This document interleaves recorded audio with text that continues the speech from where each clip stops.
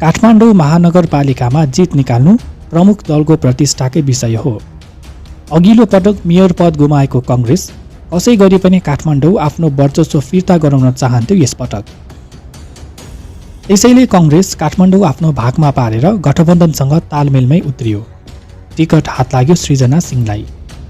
यता अघिल्लो पटक पनि मेयर जितेको दल एमाले चर्चित पात्र केशव स्थापितलाई अगाडि सार्यो। 25 वर्ष अघि काठमाडौँमा देखिने गरी सुधारमा उत्रिएका स्थापितको उम्मेदवारीले काठमाडौँ महानगरको चुनावी ब्याटल रोचक हुने देखियो।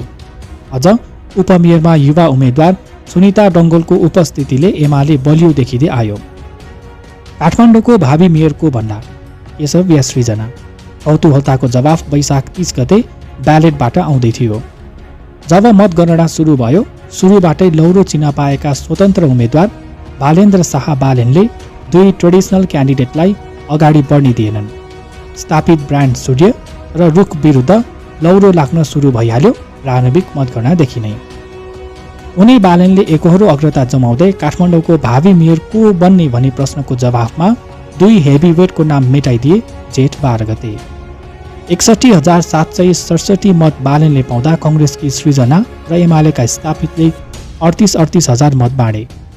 सुरुवातमै बालेनले लिड गरेपछि कोर एरिया कुर्दै सृजना र स्थापितलाई लौरोले विस्थापित गरिदियो र एमाले माथि मात्र होइन गठबन्धनमाथि पनि बालेनको लौरोले काठमाडौँमा जादु चलायो। कसरी भए त सम्भव? बालेनको पक्षमा एकहोरो मत आउन थालेदेखि नै कङ्ग्रेस र एमालेका नेता कार्यकर्ता घोत्लिन थालेका थिए। जित्ने भएपछि त 3 छक परेका छन् उनीहरू। प्रमुख दलले उम्मेद्वार फाइनल नगर्दासम्म जाबो र्यापरको ट्याग लगाइदिएका बालेन भने 90,835 मत आफ्नो पक्षमा आउने भन्दै प्रचारमा लागिसकेका थिए। कालो चस्मा, झप्पदारी र कोटमा देखिने बालेन आइकन बन्दै थिए। उनको प्रचार यति सहजै भयो कि सोसल साइटमा उनको एक छत्र राजने चल्यो।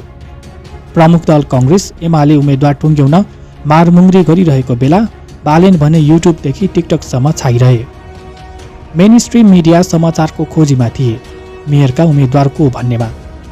अरू उम्मेद्वार टुङ्गो नलाग्दा त्यो प्लेटफर्म बालेनले मजाले प्रयोग गर्न पाए।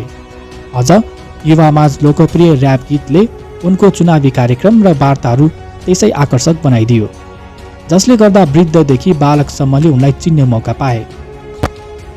नतिजा बालेनको पक्षमा पर्नुका केही कारणहरू। 1. सकारात्मक प्रचार। बालेन चुनावका लागि नयाँ अनुहार हुन्, यसैले पनि राजनीतिमा उनका कमी कमजोरी बाहिर आउने विषय रहेन।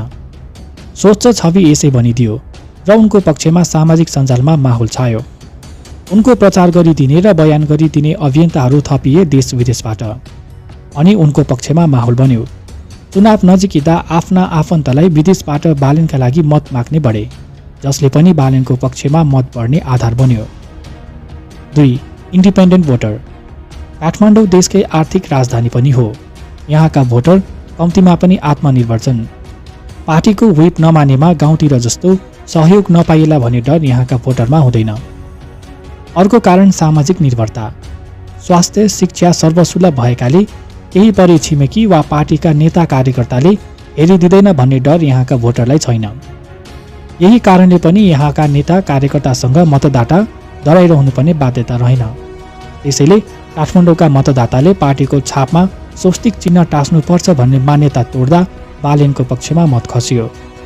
अर्को पक्ष भनेको काठमाडौँमा बुथ कब्जा गर्ने वातावरण हुँदैन। दुर्गम ठाउँमा मनै नपर्ने उम्मेद्वार आउँदा पनि शक्तिको आडमा बुथ कब्जा गर्ने परम्परा समेत अझै छ, जसले ट्रेडिसनल पारामै मत खस्छ। तर यहाँका मतदातालाई यो बाध्यता छैन। 3. परिवारवादको ट्यागले सृजनालाई क्षति। नेपाली कङ्ग्रेसबाट काठमाडौँको मेयर बन्न सृजना सिंह, नीलकाजी साख्य, हरिप्रभा खड्की, सुसन वैद्यदेखि प्रगतिमान रञ्जितको नाम चर्चामा थियो। तर पार्टीले सृजनालाई पत्यायो। उनको नाम फाइनल भएपछि परिवारवादको ट्याग लाग्यो। प्रचार मार्फत माहौल बनाउन नपाउँदै पहिलो गाँसमा ढुङ्गा भनेझै भयो उनीमाथि। अझ 14औं महाधिवेशनमा प्रकाश पानले पार्टी सभापतिमा जिताउन शेरबहादुर देउवालाई सघाई स्वरूप पुरस्कार पाएको भन्दै आलोचना खेप्नु पर्यो। सृजनालाई भाउजूका रूपमा प्रस्तुत गर्दै गर्दा सामाजिक सञ्जालमा उनीमाथि आलोचनाको वर्षा सुरु भइसकेको थियो। महिला अभियन्ता र पक्षधरहरूले उनको समर्थन गरे पनि कङ्ग्रेसभित्रै भने असन्तुष्टि फैलिएको थियो, जसका कारण पनि सृजनाको पक्षमा माहौल बन्न सकेन। 4. केशव स्थापितको विवादित बोली। उटपटाङ शैलीका एमाले उम्मेद्वार स्थापितको दबाव कहाँसम्म देखियो भने उनले आफूसँग प्रतिस्पर्धा गर्न सक्ने अर्को उम्मेद्वार नै नभएको दलिल प्रस्तुत गरे। मनोनयनकै दिन गेम इज ओभर भनेका थिए स्थापितले। वैशाख 15 गते केशव स्थापित एकाएक विवादमा तानिए। नेसनल कलेजले स्थानीय चुनाव, युवाको आशा र जिज्ञासा कार्यक्रममा स्थापितलाई लागेको मिटु प्रश्नबारे सोधेको थियो। प्रश्नमाथि आकर्षित भए र उनको रिस पोखियो। यु आर नाइस लेडी, तर तपाईँको थुतुनो ठिक छैन।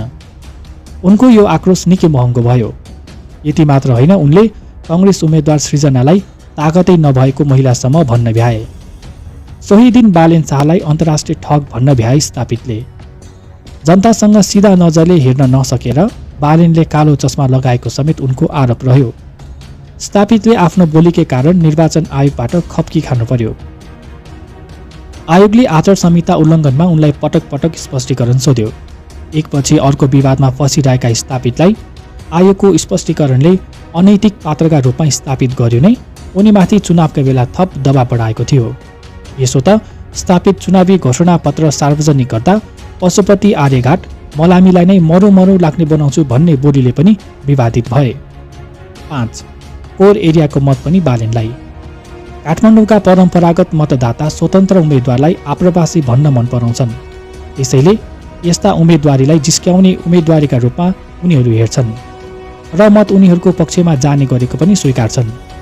यसपटक यस्ता मत बालेनले पाउने भनिए पनि कोर मत भने नतान्ने विश्वास उनीहरूको थियो।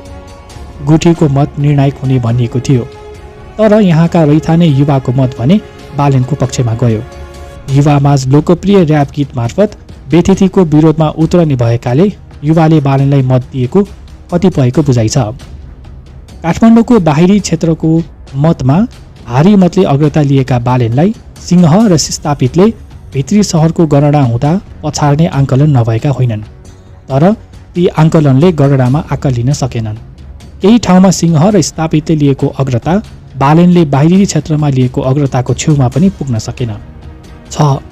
बालेनको आफ्नै पूर्व तयारी। बालेनले घरबेटी सम्झाउ अभियान 7 महिनादेखि चलाउँदै आएका थिए। हरेक घरमा बस्ने यङ जेनेरेसनबाट बालेनले यस्तो अभियान चलाएका थिए। यसो त बालेनले यहाँका स्थानीय सांस्कृतिक महत्त्वका विषयलाई पनि क्यास गरेका छन्। उनको यो 28 बुँदे घोषणापत्रमा प्रष्ट झल्कन्छ। ग्रेटर नेपालदेखि बस स्टपहरूमा फाल्चा बनाउने उद्घोष उनको घोषणापत्रमा पढ्न सकिन्छ। बालेनले सम्मानपूर्वक स्थापितको हात टाउकोमा राख्दा स्थापितले सफल इन्जिनियर भव भन्दै आशीर्वादसम्म दिन भ्याएका थिए। 7. एमालेमा व्यापक अन्तर्घात, कङ्ग्रेसबाट आफ्नैलाई असहयोग। काठमाडौँका ओडाको मत हेर्ने हो भने सूर्य चिन्हदेखि रुख चिन्हमा प्रशस्त अन्तर्घात भएको देखिन्छ। मेयरमा लौरोमा मत दिने र बाँकी मत सूर्यमा खसेको देख्दा मतगणनामा बसेका पार्टीका प्रतिनिधिहरू चुकचुकाइरहेका देखिन्थे। एमालेबाट उपमेयरकी उम्मेद्वार सुनिता डङ्गुलले 68,000 मत पाउँदा मेयर पदमा झण्डै 30,000 मत कमायो। यता एमालेबाट विवादित व्यक्ति स्थापित मेयरमा भिड्न आएपछि झण्डै स्योर सर्ट जित निकाल्ने दावेका साथ मैदानमा ओर्लिएकी सृजनाको हालत यस्तै भइदियो। सृजनालाई सत्ता गठबन्धनका 5 दलको साथ थियो। काठमाडौँ महानगरमा महिला मेयरका रूपमा पहिलो मौका पाउँदै थिइन्, तर उनको पक्षबाट पनि केही मत बदर हुने गरी मेयरमा लौरो र रुख दुवैमा परेको देखियो। कङ्ग्रेसबाट पनि धेरै मत बालेनको पक्षमा परेको मतदान स्थलबाट प्रष्टै थाहा हुन्थ्यो। यसैले पनि यसपटक बालेनको जित सहज बनिदियो।